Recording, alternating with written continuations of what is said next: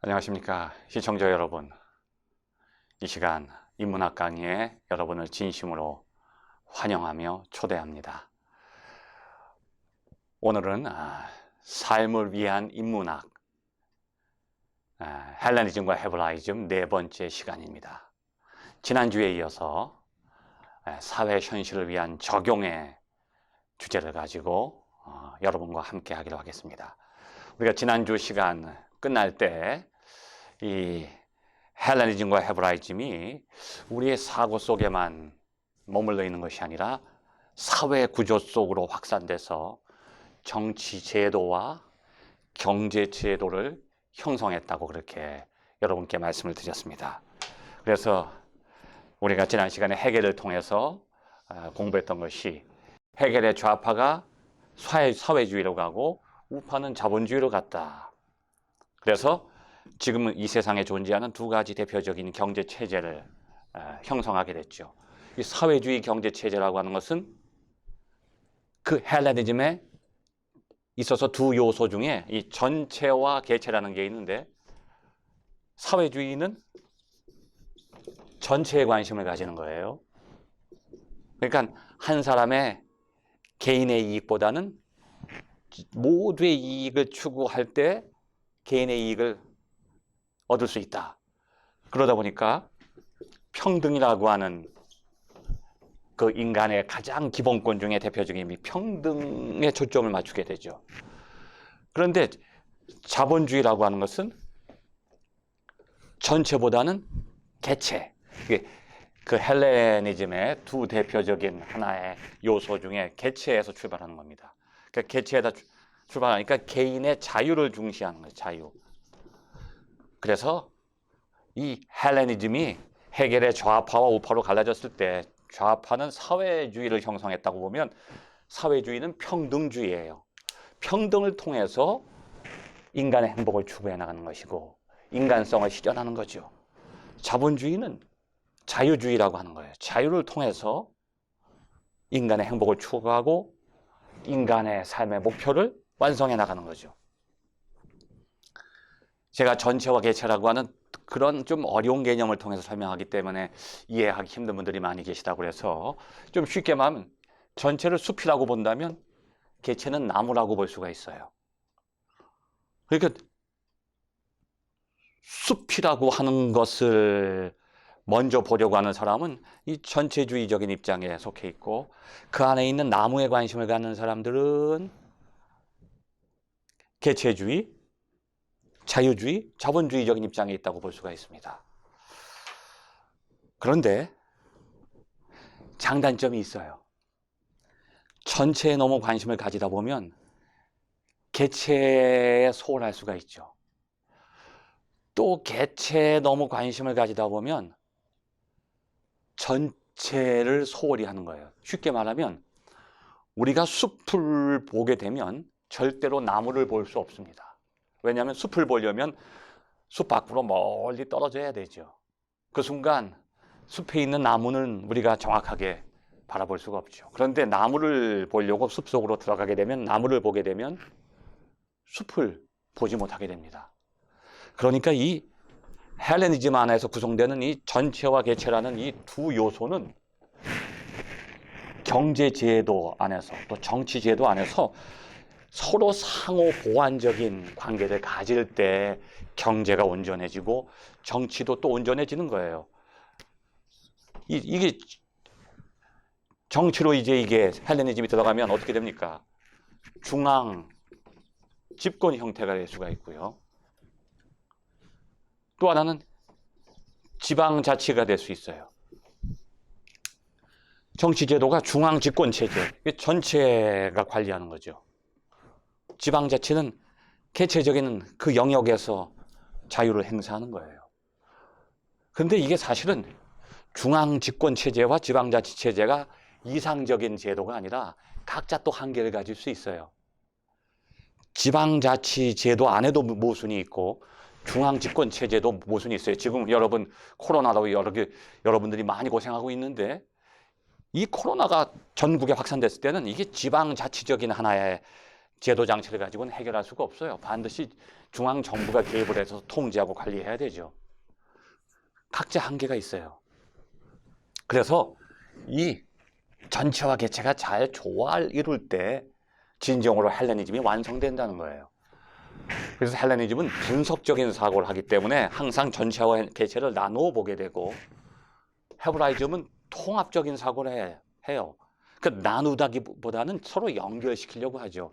예를 들면 헬레니즘에서는 인간의 정신과 육체를 나눠요.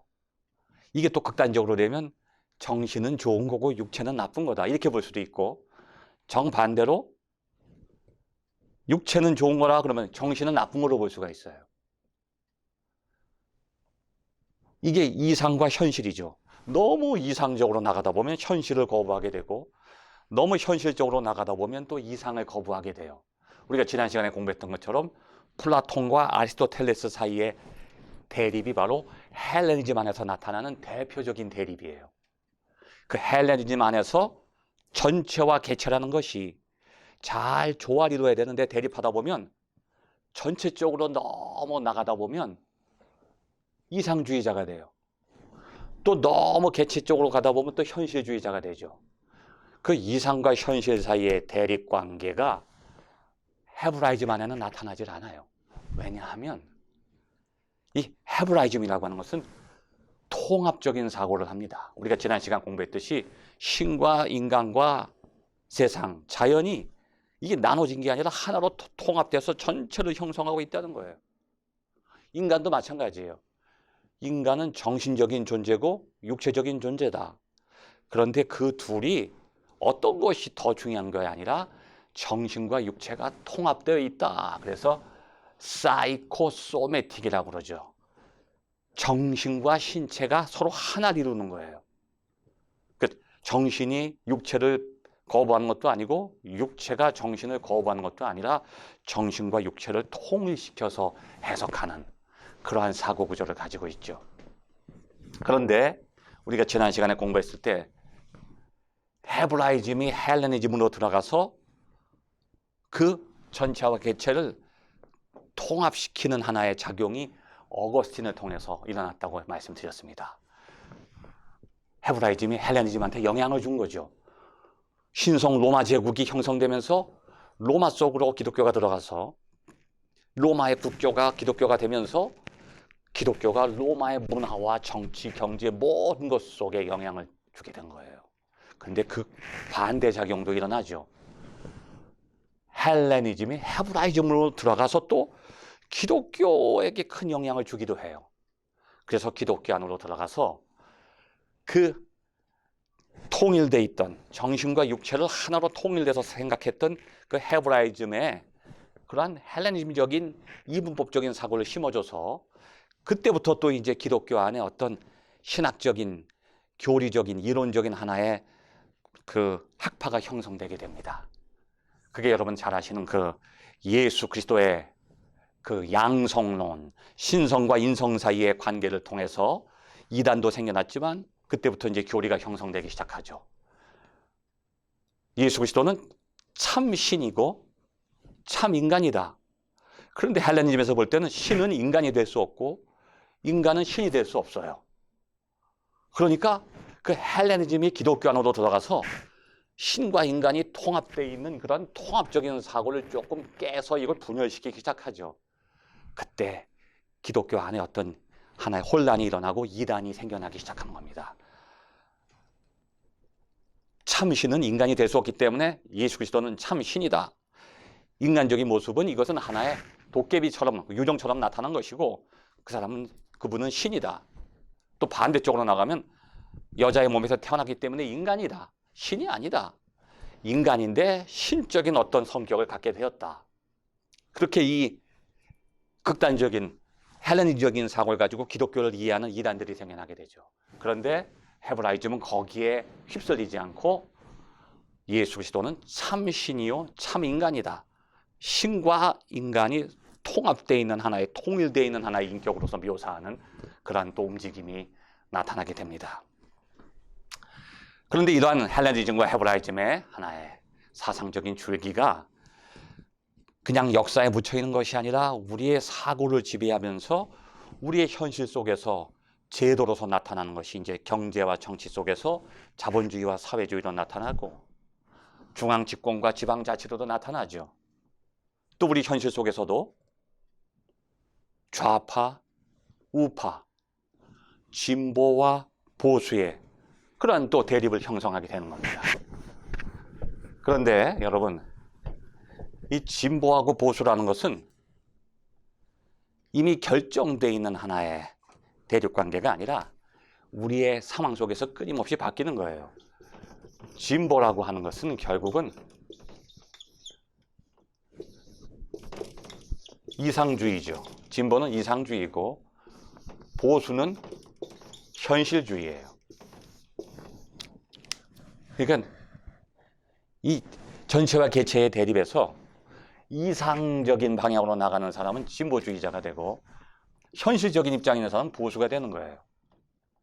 그러면 진보가 어떻게 됩니까? 좌파가 되죠. 보수는 우파가 되는 거예요. 이 좌와 우라고 하는 것이 결정되어 있는 것이 아니라 끊임없이 현실 속에서 내가 힘을 가지고 있는 사람은 보수가 되고 힘이 없는 사람들은 미래를 꿈꾸기 때문에 진보주의자가 되는 거예요. 그러한 내용을 쓴 사람이 칼 만하임이라는 사람이죠. 칼 만하임의 이데올로기와 유토피아. 보수주의자들은 자신의 그 보수적인 성향, 현실 속에 있는 자신의 기득권을 유지시키기 위해서 이데올로기를 만들어내고 힘이 없는 무상계급, 약한 사람들, 피지배계층은 현실이 무너져서 유토피아를 꿈꾼다고 하는 거죠. 그래서 오늘날 우리가 이 세상에 사회생활을 하면서 누구든지 이 둘 중에 하나의 노선을 가게 돼 있어요. 자기가 현실 속에서 고통을 당하고 현실을 부정적으로 느끼는 사람은 누구든지 다 진보주의자가 되는 겁니다. 좌파가 되는 거예요. 근데 현실 속에서 내가 물질, 돈을 가지고 있고 권력을 가지고 있고 명예를 가지고 있고 나 자신이 현실의 주인이라고 생각하는 사람은 이 현실이 변하기를 원치 않아요. 계속 이 현실이 유지되기를 바라죠. 그래서 나도 모르게 현실을 긍정하게 되고 현실을 받아들이는 보수주의자가 되는 겁니다. 그래서 누구든지 영원한 보수도 없고 영원한 진보도 없어요. 단 그 사람이 현실 속에서 기득권을 가지고 있느냐 그렇지 않느냐에 따라서 보수와 진보, 좌파와 우파가 바뀌는 것입니다. 그런데 이러한 헬레니즘의 전체와 개체라고 하는 그런 관계가 사회 현실에만 이렇게 영향을 주는 것이 아니라 우리의 사고와 심리와 인격에도 영향을 줍니다. 왜냐하면 모든 인간들은 머릿속에서 사고작용을 하는데 그 사고라는 것은 끊임없이 사고가 분산되었다가 다시 통합을 일으켜야 돼요. 그것이 계속 순환돼야 돼요. 끊임없이 분산시켜서 개체적인 사고만을 해도 안 되고 끊임없이 다 통합시켜서 전체적인 사고만을 해도 안 됩니다. 왜냐하면 우리가 태어났을 때부터 그 유아기를 거쳐서 어린아이를 거쳐서 성년기에 이르기까지 우리는 이 현실 속에서 경험을 하면서 끊임없이 그 분산과 통합작용을 반복해서 거쳐가면서 우리의 사고체계가 확립되고 자아가 형성되는 겁니다. 그런데 끊임없이 그 분산작용만에 머물러 있다 보면 어떻게 되느냐? 정신분열, 편집증에 걸리는 거예요. 그런데 정반대로 끊임없이 통합시키려고 하는 사고가 하게 되면 자폐증에 걸리는 거예요. 그러니까 제가 아까 그 정신분열이라고 하는 것을 좀 편집증과 연결시켰는데 이 편집증은 구체적으로 보면 좀 다릅니다. 그러니까 분산작용에 너무 심취해 거기 빠져 있으면 정신분열이 되고 내가 너무 통합적인 사고를 하게 되면 자폐증에 걸리고 그 자폐증이라는 것이 결국은 편집증이에요. 점점 자기 안에 갇혀버리는 거예요. 대상과의 관계를 맺지 못하죠. 왜냐하면 끊임없이 나는 대상으로부터 피해를 당한다고 하는 피해망상증이 편집증입니다. 결국은 그게 자폐증이에요. 밖에 있는 모든 관계를 단절시키게 되죠. 그래서 우리 심리 속에서도 끊임없이 전체적인 사고와 개체적인 사고, 분산과 통합작용이 잘 이상적으로 이루어질 때 우리의 자아가 올바로 확립이 되고 우리의 정신세계가 바람직한 방향으로 나갈 수 있다는 거예요. 많은 신경증의 원인이 벌써 유아기 때 형성되는 거예요. 성년이 돼서 정신병에 걸리는 게 아닙니다. 이미 정신체계가 깨어져 있고 약해져 있는 사람이 정신질환에 걸리게 되는데 똑같은 경험을 하게 돼도 우리가 유아기 때 겪었던 그런 하나의 경험들이 결국은 성년이 되었을 때도 큰 영향을 미치게 된다고 하는 것이죠. 자, 이 시간 우리가 그래서 한 주, 두 주, 세 주, 네 주, 오늘까지 네 번째 강의를 통해서 헬레니즘과 헤브라이즘의 하나의 그런 사상 체계와 구조에 대해서 공부했는데 이제 다음 시간부터는 헬레니즘 안에서 그러한 하나의 사상적인 계보가 어떻게 흘러내려오는가를 소크라테스와 플라톤과 아리스토텔레스의 사상을 통해서 구체적으로 공부해 보기로 하겠습니다. 우리가 지난 시간에 공부했듯이 플라톤과 이 아리스토텔레스라고 하는 것은 이 두 사람은 헬레니즘의 대표적인 사람일 뿐만 아니라 서양의 사상과 정치, 경제, 문화, 종교, 사회가 지금까지 전통적으로 내려오는 그 사상적인 두 줄기를 형성하죠.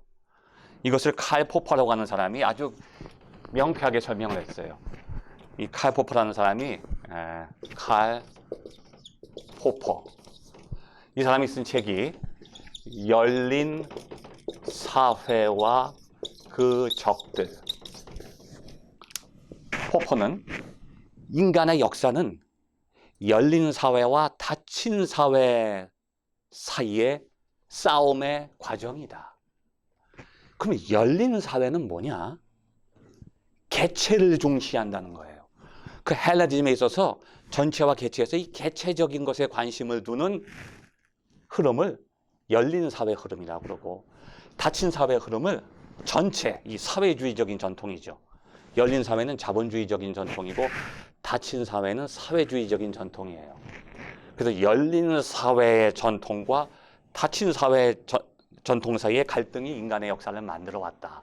그리고 열린 사회의 선구자가 플라톤이고 닫힌 사회의 선구자가 아리스토텔레스다.